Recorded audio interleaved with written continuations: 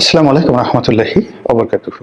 সম্মানিত দর্শক, জনাব তারেক রহমান সাহেবের দেশে ফেরার পর রাজনীতির যে হিসাবপত্র ছিল, সকল হিসাবপত্র এলোমেলো হয়ে গেছে।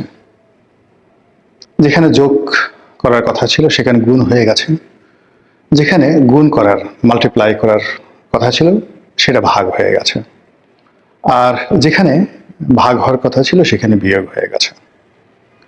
আপনারা যারা এতদিন যমুনা কেন্দ্রিক একটা ওয়েব দেখতেন, মানে ডক্টর মোহাম্মদ ইউনূস তার যে সরকারি বাসভবন যমুনা, সেখানে যে একটা ভাইব তৈরি হতো, যেটাকে অনেকে যমুনার ঢেউ বলার চেষ্টা করতেন, কিংবা যমুনাকে কেন্দ্র করে যে হুমায়ুন আহমেদের যে বিখ্যাত নাটকগুলো বা সেই নাটকের যে গানগুলো, আমার যমুনার জল দেখতে ভালো, স্নান করিতে লাগে ভালো, আমার যমুনার জল দেখতে কালো, স্নান করিতে লাগে ভালো, উনি প্রায় অনেকগুলো নাটকে, প্রায় সব নাটকই বলতে গেলে এই গানটি অন্তর্ভুক্ত করার চেষ্টা করেছেন।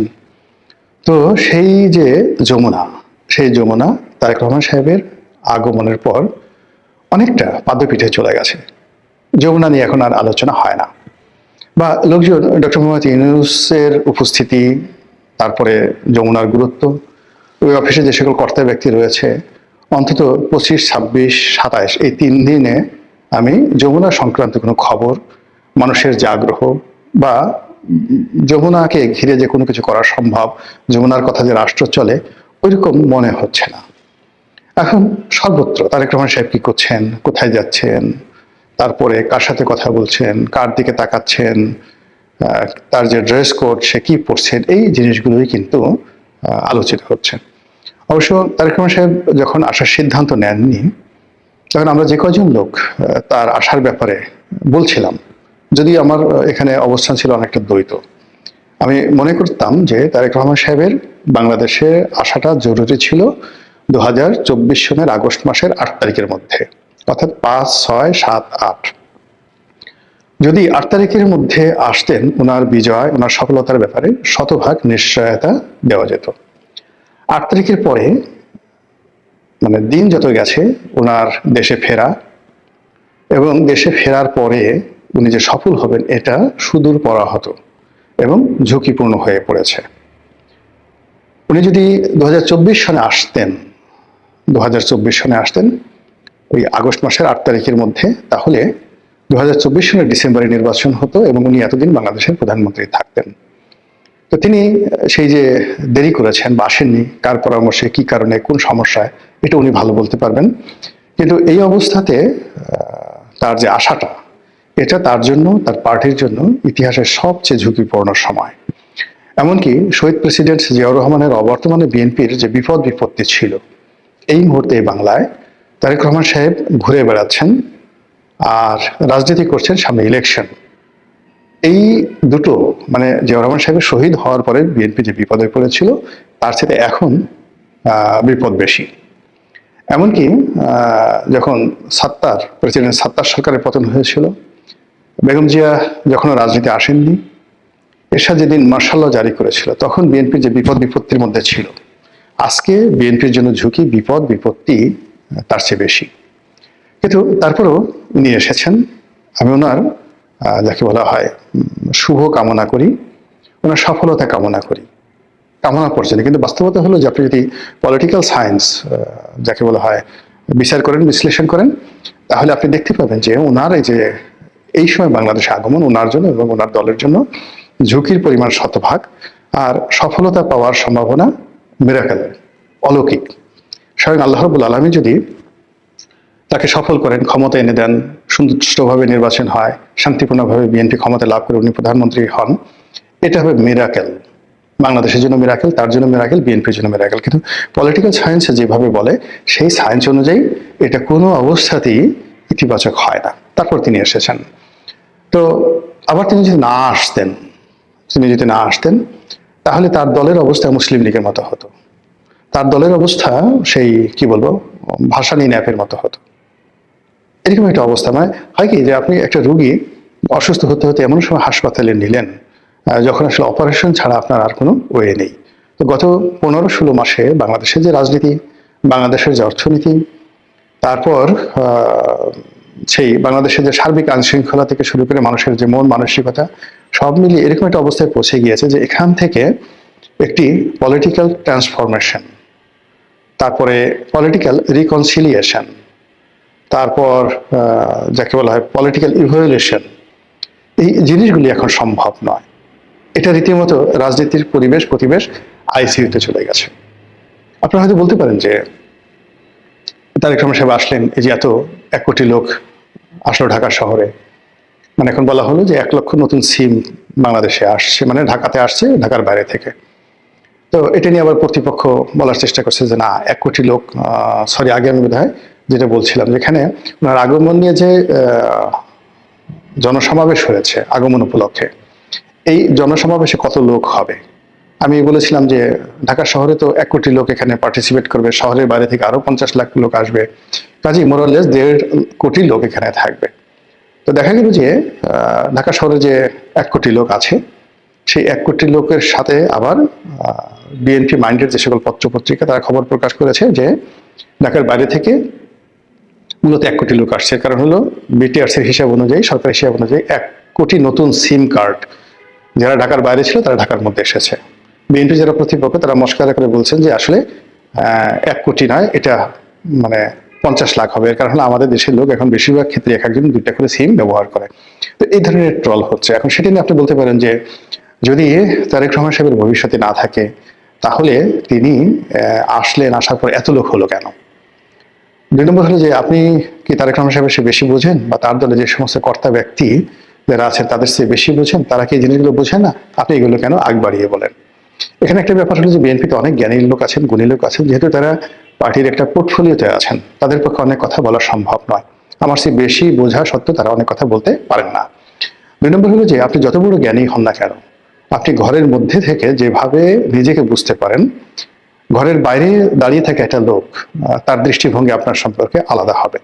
তো সেই ক্ষেত্রে আমি যেহেতু বিএনপির কোনো পদ পদবিতে নাই, পোর্টফোলিওতে নাই, বিএনপি দলের কোনো কার্যক্রমে আমি কখনো যাইনি বা যাই না, তো কাজেই অন্য একজন দর্শক হিসেবে, একজন রাজনৈতিক বিশ্লেষক হিসেবে, রাজনীতির কর্মী হিসেবে আমি যেভাবে বিএনপিকে দেখতে পাই সেটা বিএনপির ভিতরে যারা আছে তাদের পক্ষে সম্ভব নয়। এর বাইরে যেহেতু মিডিয়ার সঙ্গে জড়িত আছি, যেভাবে বিশ্লেষণ করার, কথা বলার আমার একটা প্ল্যাটফর্ম আছে, এটা হয়তো বিএনপি যারা নেতাকর্মী আছেন তারা নিজেরা বলেন আমি যে কথাগুলো বলি, কিন্তু এগুলো আমি যেভাবে পাবলিকের সামনে তুলে ধরতে পারি তারা হয়তো সেইভাবে পারে না, এই জন্য কিন্তু এই কথাগুলো বলা। তো যেটা বলছিলাম যে ওনার এই যে আশাটা,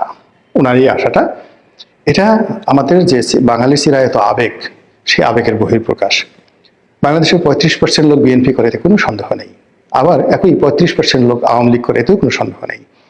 এই 35% লোক তারেক রহমান সাহেব, বেগম জিয়া, শহীদ জিয়া, তাদের জন্য অন্তঃপ্রাণ। এবং গত 17-18 বছর ধরে মানুষ যে কষ্ট করছে, সীমাহীন কষ্ট করছে, অর্থাৎ 35% বিএনপি যারা নেতাকর্মী সীমাহীন কষ্ট করছে। সেই কষ্টের পর একটা বিপ্লব হয়েছে, সেই বিপ্লবের পর তাদের নেতা বাংলাদেশে এসেছে। এত কিছু চিন্তা ভাবনা করার সময় নেই। তারা তাদের সমস্ত আবেগ তারা উগড়ে দিয়ে ঢাকা শহরে এসেছে নেতাকে একটু দেখার জন্য, এবং এটা আমাদের দেশে সচরাচর। কিন্তু সমস্যাটা হলো যে এই যে আমাদের বাঙালির যে আবেগ, এটি কোনো কোনো ক্ষেত্রে 24 ঘন্টা, কোনো ক্ষেত্রে 48 ঘন্টা। 48 ঘন্টার পর আবেগ থাকে না। আমাদের বাঙালির যে রাগ, 6 ঘন্টার বেশি রাগ থাকে না। 6 ঘন্টার পরে মানুষ রাগ কমে যায়, এটা আমাদের চরিত্র। কিন্তু আপনি আরব দেশের যান, মানে 6000 বছরেও তাদের রাগ কমে না। মানে নিজে রাগ হয়ে গেল, মরে যাওয়ার আগে ছেলে মেয়েকে লিখে গেল যে আমি এই বিষয়ে রাগ হয়েছি, তোমরাও এই রাগ ধারণ করবে। তো বাঙালি সেটা নেই। বাঙালিরা মানে 6 ঘন্টা পরে আপনি রাগ কমে যায়। স্বামী স্ত্রীর ঝগড়া থেকে শুরু করে দ্বন্দ্ব সংঘাত যা কিছু আছে সেটা উইদিন 6 আওয়ার্সের মধ্যে এটা জিরো হয়ে যায়। আপনি দেখেন অনেক জেলাতে মারামারি হয়, কাটাকাটি হয়, আবার 6 ঘন্টা পরে কিন্তু সেটা নিষ্পত্তি হয়ে যায়। এটি হলো আমাদের চিরাচরিত অবস্থা। ফলে তারেক রহমান সাহেবকে নিয়ে যে আবেগ দেখানো হয়েছে, সেই আবেগটা আসলে 48 ঘন্টা, 24 ঘন্টা পরে অর্ধেক কমে যাবে, 48 ঘন্টার পরে একেবারে শূন্য হয়ে যাবে। ফলে উনি ওনার দলের অন্য সব নেতার মতো, এমনকি তার মায়ের মতোই তিনি সাধারণভাবে মানুষজনের দ্বারা তিনি ওইভাবে মূল্যায়িত হবেন।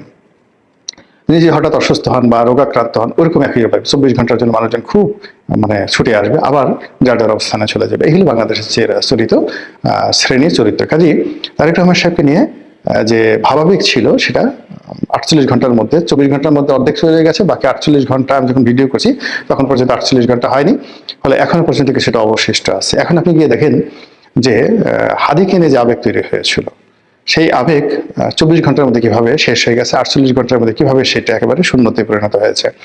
এখন হাদির মৃত্যুকে কেন্দ্র করে ইনকিলাব মঞ্চ যে আন্দোলন করার চেষ্টা করছে, এটি জামাত যদি ব্যাকআপ না দেয়, এখানে পুরোটাই জামাতের যারা লোকজন আছে তারা সম্মুখ সারিতে থেকে এটাকে শাহবাগে যে ইনকিলাব মঞ্চ করা হয়েছে হাদির বিচারের দাবিতে, এটা মূলত পিছন থেকে জামাত সাংগঠনিকভাবে ম্যাটিকুলাসলি তারা সেখানে এটাকে জমিয়ে রাখার চেষ্টা করছে তাদের রাজনৈতিক স্বার্থে। কিন্তু জামাত যদি এখান থেকে সমর্থন উঠিয়ে নেয়, সাধারণ মানুষ, আপনি 10 জন সাধারণ মানুষকে পাবেন না যে যারা হাদির জানাজাতে স্বতঃস্ফূর্তভাবে গিয়েছিল, এরকম 10 জন লোককে আপনি খুঁজে পাবেন না যারা হাদির বিচারের দাবিতে শাহবাগে আসবে। এই হলো বাঙালির আবেগ। তো সেক্ষেত্রে তারেক রহমান সাহেবকে নিয়েও কিন্তু আবেগ থাকবে না বাংলাদেশে, তাকে তার রাজনৈতিক নেতাকর্মীকে নিয়েই চলতে হবে। তো এই বাস্তবতায় ওনার যারা বিরোধী পক্ষ তারা তো সংগঠিত, অর্থ আছে, এবং গত সেই মানে যদি আওয়ামী লীগের কথা ধরেন, তা আওয়ামী লীগ তো গত 15-16 বছর ধরে এক হাতে দেশ চালিয়ে তারা অর্থবিত্ত ক্ষমতা সব ব্যাপারে চূড়ান্ত পর্যায়ে আছে। তারা কেবলই মাত্র রাষ্ট্র ক্ষমতাটা হারিয়েছে, বাকি ক্ষমতা তাদের কিন্তু রয়ে গেছে, বুদ্ধি শুদ্ধি কৌশল দুষ্ট বুদ্ধি যা কিছু সব তাদের রয়ে গেছে। অন্যদিকে জামাতের সাংগঠনিক ক্ষমতা, অর্থনৈতিক ভিত্তি এবং গত 15-16 মাসে বিএনপিকে পদে পদে নাজেহাল করার, বিএনপিকে পিছনে ফেলার যে শক্তি তারা অর্জন করেছে, সেই শক্তি যদি সম্মিলিতভাবে অর্থাৎ আওয়ামী লীগ, এনসিপি, তারপরে জামাত, তারা সম্মিলিতভাবে বিএনপির বিরুদ্ধে ব্যবহার করার চেষ্টা করে, তাহলে সেটা যে কি পরিমাণ ভয়ানক হবে এটা এই মুহূর্তে অনেকে হয়তো কল্পনা করতে পারছে না। বাট আগামী 7 দিন থেকে 10 দিনের মধ্যে আপনারা এই জিনিসগুলো দেখতে পাবেন রাজনীতিতে। অন্য একটা যে বিষয়টা হলো যে এই মুহূর্তে যে জিনিসটি আমাদের পুরো রাজনীতিকে আরো গতিহীন করে ফেলবে, রাষ্ট্রশক্তিকে আরো দুর্বল করে ফেলবে, সেটি হলো তারেক রহমান সাহেব আসার পরই যমুনার যে কর্তৃত্ব, মানে ডক্টর মোহাম্মদ ইউনূসের যে কর্তৃত্ব, তার যে ক্ষমতা, প্রভাব প্রতিপত্তি, এটা কমতেছে, ধীরে ধীরে কমছে, এবং অনেক ক্ষেত্রে তারা খুব বিব্রতকর অবস্থার মধ্যে পড়েছে। আর তাদের যারা বিশ্বস্ত যারা লোকজন এই গত 15 মাস ধরে তাদেরকে সাপোর্ট দিচ্ছে, তারা হয়তো জেনে হোক, বুঝে হোক, রাগে হোক, ক্রোধে হোক, তারা ডক্টর মোহাম্মদ ইউনূসের প্রতি খুবই বিরক্ত যে তিনি হয়তো তারেক রহমান সাহেবকে এনেছেন, তিনি হয়তো সেই জামাতকে বা অন্যান্য দলকে অবদমিত করার জন্য তারেক রহমান সাহেবকে প্রশ্রয় দিচ্ছেন। তো এই ঘটনার সত্য হোক মিথ্যা হোক ডাজ নট ম্যাটার, কিন্তু ডক্টর মোহাম্মদ ইউনূসের দীর্ঘদিনের যারা সঙ্গী সাথী তারা এই সময়টাতে অভিমান করেছে, এবং এই অভিমান আগামীতে ভাঙবে না। এবং এটা ডক্টর মোহাম্মদ ইউনূসের জন্য, মানে আমি যেটা বলছি, যমুনার যে ঢেউ, তার যে ক্ষমতা, সেই ক্ষমতাটা কমে গেল। এবং আপনারা জানেন যে ইলাস্টিসিটি, মানে কোনো একটা ব্যাপারে যদি কারো ভয় ভেঙে যায়, কোনো একটা ব্যাপারে যদি কারো আকর্ষণ কমে যায়, কোনো একটা বিষয়ে যদি কারো ক্রোধ সৃষ্টি হয়, তাহলে সেখানে আর যা হোক না কেন পূর্ব অবস্থায় ফিরে আনা যায় না। যে কোনো সম্পর্ক একবার নষ্ট হয়ে গেলে সেই সম্পর্কটা জোড়াতালি দিয়ে চালানো যায়, কিন্তু সেটা আর আগের মতো আসে না। তো সেক্ষেত্রে যমুনার যে দাপট ছিল, যমুনার যে কর্তৃত্ব ছিল, মানে যদি ডক্টর মোহাম্মদ ইউনূস আরো 5 বছর ক্ষমতায় থাকেন, তো সেই ক্ষেত্রে তিনি এই তার যে পুরনো মিত্রদের সাথে তার যে বন্ধুত্ব ছিল, এটা হবে না, আর কখনো হবে না। অন্যদিকে তারেক রহমান সাহেবের সাথে তিনি চেষ্টা করলেও সম্পর্ক করতে পারবেন না। এর কারণ হলো এখানে তারেক রহমান সাহেব আসছেন এবং এখন খুব অল্প সময়ের মধ্যে তিনি ইচ্ছা করলেও ডক্টর মোহাম্মদ ইউনূসের সঙ্গে দেখা করবেন না, করতে পারবেন না, বা করলে সেটা ডক্টর মোহাম্মদ ইউনূসের জন্য সার্বিক দিক থেকে বুমেরাং হয়ে পড়বে। এই কারণে তিনি যখন আসবেন বা ডক্টর মোহাম্মদ ইউনূস যদি তার সঙ্গে দেখা করেন, পুরো জিনিসটা একটা কমপ্লেক্সের মধ্যে চলে গেছে। তো সেক্ষেত্রে এই যে নির্বাচনের তফসিল 29 তারিখে শেষ হয়ে যাবে, মনোনয়নপত্র জমা দেওয়ার শেষ তারিখ, তারপরে নির্বাচন, সেই নির্বাচনের বেশি দিন নেই, মাত্র কত 1.5 মাস।